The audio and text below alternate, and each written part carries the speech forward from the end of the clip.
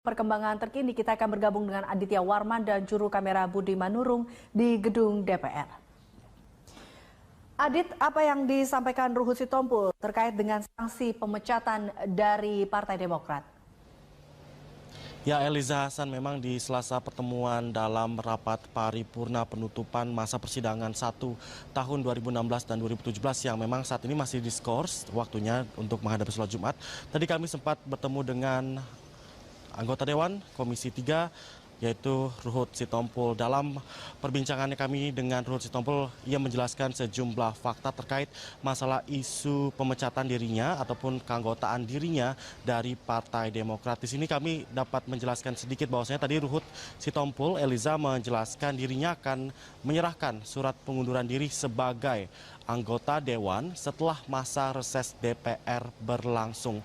Ini diklaim sebagai Ruhut sebagai salah satu pertunjukan ataupun menunjukkan rasa tanggung jawabnya karena memang sejumlah tanggung jawab yang masih belum terselesaikan ketika ia menjabat sebagai anggota DPR RI. Memang sampai saat ini ia masih menjabat dan ia akan melakukan ataupun memberikan surat pengunduran diri setelah masa reses yang akan dimulai pada hari ini, Eliza. Selain itu juga tadi Ruhut menjelaskan sejumlah poin penting. Ada 3 poin penting terkait masalah keanggotaan dirinya dalam Partai Demokrat. Yang pertama ialah Ruhut mengklaim dirinya memiliki kartu anggota secara resmi dan itu menjadikan salah satu dirinya member ataupun simpatisan Partai Demokrat. Yang kedua ialah Ruhut Sitompul menjadi ataupun telah menjabat sebagai Menko Polhukam dari Partai Demokrat, dan yang terakhir ialah ia terpilih untuk menduduki jabatan di DPR RI dari Partai Demokrat.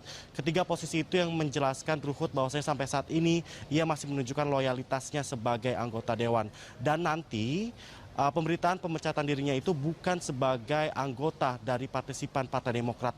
Namun ia memutuskan untuk mengundurkan diri sebagai anggota Dewan DPR RI walaupun ia masih menjabat anggota menjabat anggota dari Partai Demokrat. Selain itu, Eliza, tadi kami juga sempat bertemu dengan salah satu anggota Dewan dari fraksi Demokrat juga, Beni K, yang mengatakan bahwasannya ia akan mendukung keputusan dari Ruhut Sitompul untuk memundurkan dirinya sebagai anggota Dewan DPR RI dari Partai Demokrat.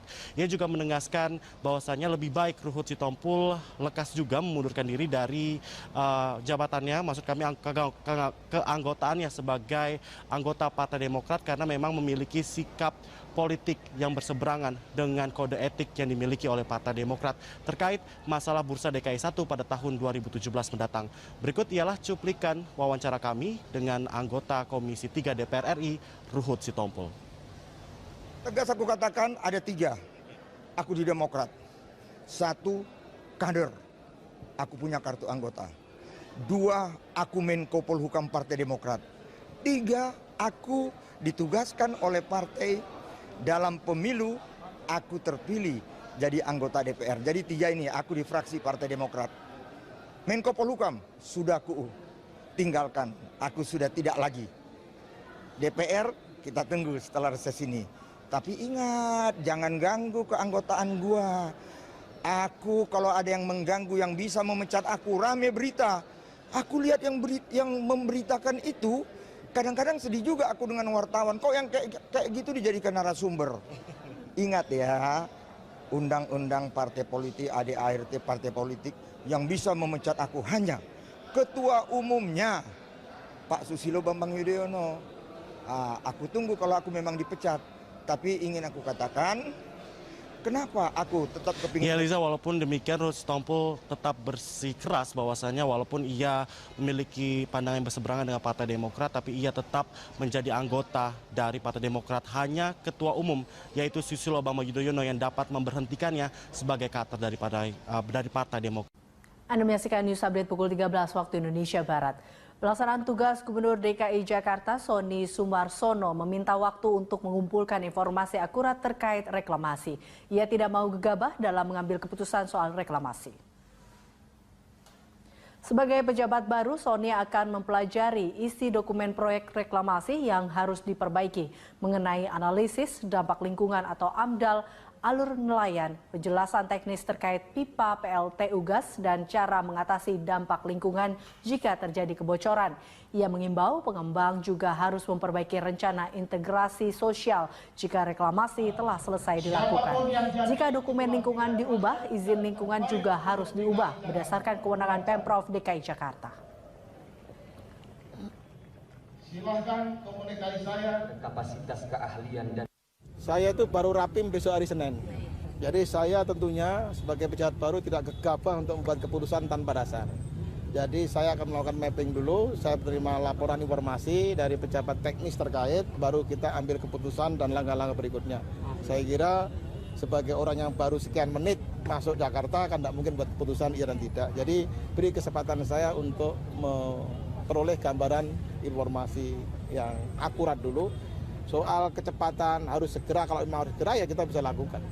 Saya kira gitu. Yang prinsip sebagai pemerintah provinsi, walaupun saya juga dari pusat, kita ikuti arahan pusat seperti apa, ketentuan pusat seperti apa. Jangan pernah kebijakan daerah itu bertentangan dengan kebijakan nasional. Itu yang prinsip. Kalau positif mengarahkan begitu ya kita ikuti. Kembali di News on the Spot pemirsa, masa kampanye Pilgub DKI Jakarta 2017 dimulai pada hari Jumat ini. Apa saja agenda para pasangan cagup dan cawagup di hari pertama masa kampanye? Berikut sejumlah agendanya.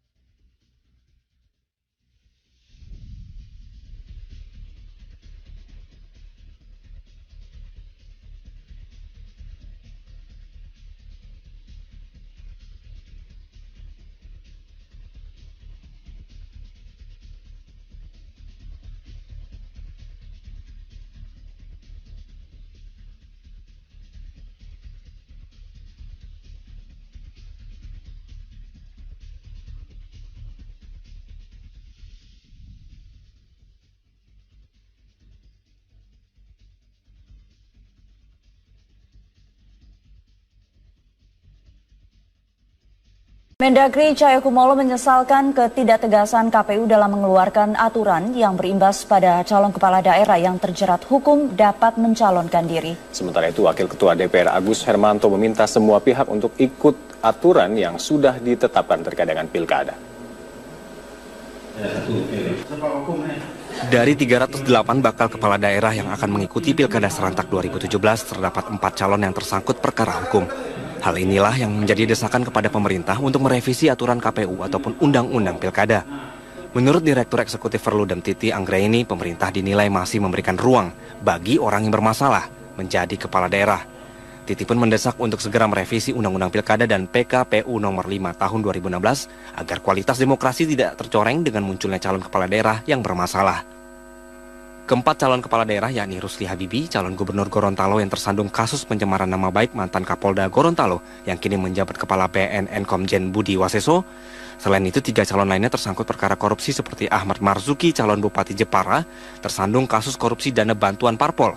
Kemudian ada Samsu Umar Abdul Samiun, calon tunggal Bupati Buton tersangkut kasus suap mantan Ketua MK Akil Mukhtar.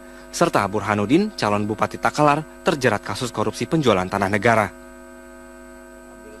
Menteri Dalam Negeri Cahyokumolo saat ditemui di Jakarta menyesalkan hal ini terjadi karena seharusnya sejak awal Komisi Pemilihan Umum tegas dalam membuat aturan, terutama yang berkaitan dengan calon kepala daerah yang memiliki status mantan terpidana atau masih tersangkut perkara hukum. Ya, kita harus sosialisasi ke masyarakat bahwa masyarakat juga harus jangan salah memilih, jangan sampai memilih kepala daerah yang statusnya ada status hukum. walaupun tetap asas praduga tak bersalah ya. Tapi kalau yang sudah diputuskan saya kira kan juga. Meski begitu, Wakil Ketua DPR Agus Hermanto meminta kepada semua pihak untuk tetap mengikuti aturan yang sudah disepakati. Agus menghimbau agar menghormati aturan yang ada dan sedang berjalan. Apabila terjadi banyak kekurangan, maka perlu dilakukan perbaikan. Kita sekarang ini pilkada sedang berjalan, sesuatu hal yang tidak elok. Masa mau berjalan, peraturannya mau direvisi. Sehingga yang terbaik ini biarlah berjalan sesuai dengan aturan yang ada. Ada kekurangan, ada yang hal lain kita perbaiki, tentunya tidak sekarang, untuk masa yang akan datang. Kalau kita ini sedang berjalan, aturannya dirubah, rasanya itu tidak elok. Dalam membuat peraturan, tentunya pemerintah diharapkan hati-hati agar tidak melahirkan kepala daerah yang bermasalah.